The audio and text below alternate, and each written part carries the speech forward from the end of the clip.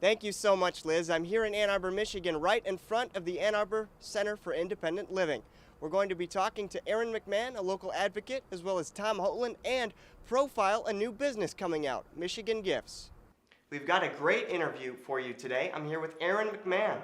Aaron, how are you? I'm doing great, Zach. Oh, well, it's great to have you.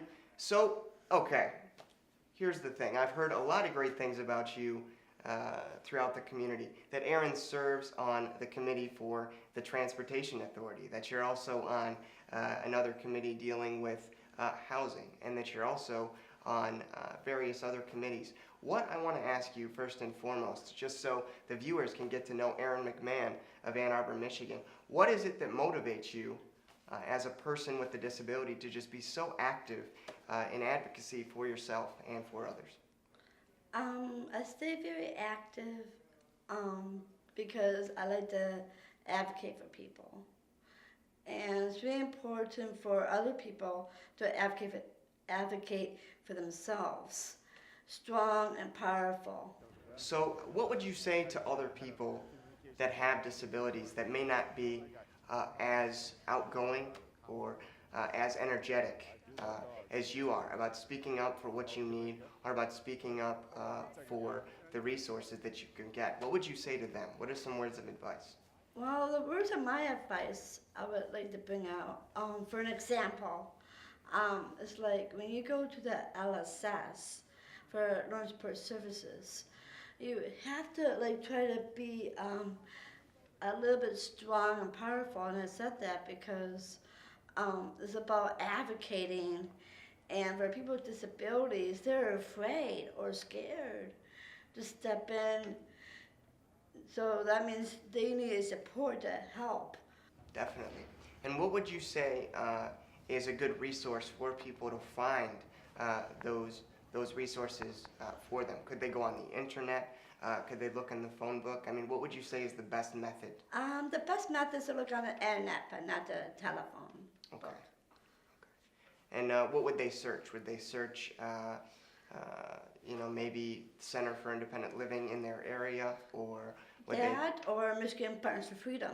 Okay, that's great. And you mentioned to me when I had talked to you a little bit about some other resources for people with disabilities, you had mentioned something to me called a PCP, which stands for a person-centered plan. Could you talk sort of briefly about what that is and how someone can go about setting that up? A person-centered plan is about an individual, and yeah, it's about this individual, and it's also about what their goals are, dreams, their barriers, and it's really important to have a person-centered plan, a meeting, because it takes 2-hour-long meeting, okay? And it's actually kind of important they start when they are in kindergarten. Because if they wait a little longer, how's the process gonna work? Well, there you have it. Start a PCP for your child very early on. And for more information on a PCP and how to start one, visit MichiganPartnersOfFreedom.org.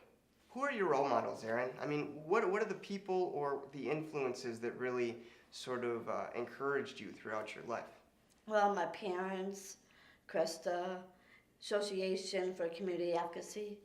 All right, and do you have any, really quickly, some words to live by for other people with disabilities, or anything that you sort of hold dear?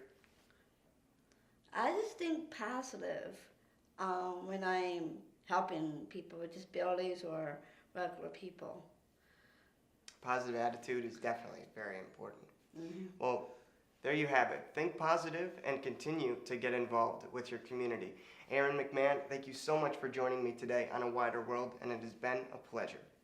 Real briefly, I was in the hotel business for 10 years before my career here at the center, and I was managing Comfort Inn 20 years ago in 1991, and a couple men came in and jumped the counter, and I was shot in the base of the neck in that robbery, and ended up with a spinal cord injury from the gunshot.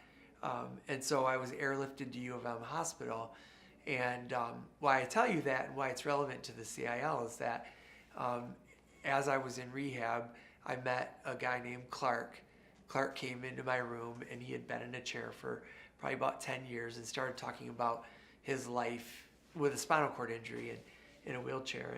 And at first I didn't really want to listen to him because that wasn't going to be my life. I wasn't going to be using a wheelchair, and I was going to get surgeries and get fixed up, etc. And then as time went on, I realized that his message was important. And what I learned from him was that he was happy. And I found this to be strange, that a guy that was what they used to say confined to a wheelchair, I realized that we're not confined. But from him, he had a job and he had a family, and he was happy. And so from that, I learned a lot about disability, and I learned about the CIL. So probably about a year after my discharge, I started volunteering here and then got hired on in probably 1995 or so. So I've been here quite a while, but I've come full circle because I'm now a counselor on the rehab unit. The CIL has peers that go over to the hospital and meet new patients and talk to them about our lives with spinal cord injuries, talk to them about the center, and really start laying out resources for them, where to get a van, how to make modifications in their home, benefits that they have coming to them, independent living skills, so you name it. And they come to the center for all those things. So I also wanted to mention that we're a great resource for veterans that are coming home from the wars. Of course, they have new disabilities, so we see them just like any other consumer that comes to us for services. But we have great counselors here that work with veterans on lining up their benefits and getting coverage, and whether it be housing, transportation, employment, starting a business, getting into sports and recreation, getting support for their family, and even getting counseling for post-traumatic stress and so forth. So we are seeing more veterans, and we're hopefully going to become one of the expert spots in the community for them to come.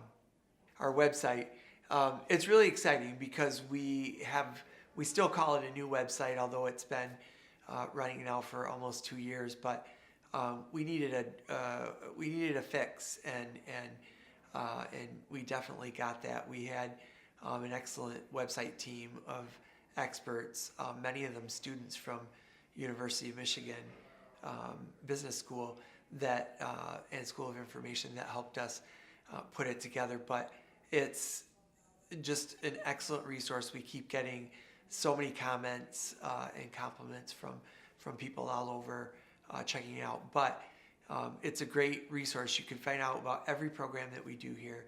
One that I want to mention is that we do monthly gathering place tours. And those tours are an hour-long tour of the building, learning about our programs. But you learn about our programs not from us listing what they are, but by us talking about the people that we've worked with in that specific program. So we might say, when we get to independent living, we might talk about the hospital program. When we get to the small business development area, we'll talk about someone who's launched a successful business. Last year we helped launch 42 businesses, small businesses for individuals. We placed over 100 people in employment, in jobs. We raised hundreds of thousands of dollars to support the center and our work that we do. And so our website is www.annarborcil.org, and I encourage anyone to visit that. They're gonna see it. They're gonna want to get involved. Call us to volunteer, or call us for services, or just give us a call and to ask us what you need. A lot of times folks will, all of a sudden, disability will enter their lives, whether they be an aunt or an uncle or a relative or a neighbor, and they'll call up and they'll say, somebody in my family was just diagnosed with this, or, can we come in and get information? And they come in and they're like sponges because they want to learn as much as they can. And they come to us because CILs are made up of, the board and staff are more than 50% of the folks by charter have disabilities. And so we're designing our programs for people with disabilities, by people with disabilities. And I think that's what makes us a unique expert in the community for people with disabilities. The package is very versatile. It works for any occasion. Michigan Gifts is a joint enterprise between the Ann Arbor CIL and Rodnick Company, a maker of gourmet fruit and gift baskets based in St. Clair Shores, Michigan. Their goal is to create a company staffed by people with disabilities at the Ann Arbor CIL. Through this initiative, they will provide training and ongoing support to individuals with disabilities. To learn more, please visit michigangifts.org. I'm Zach Damon reporting for A Wider World.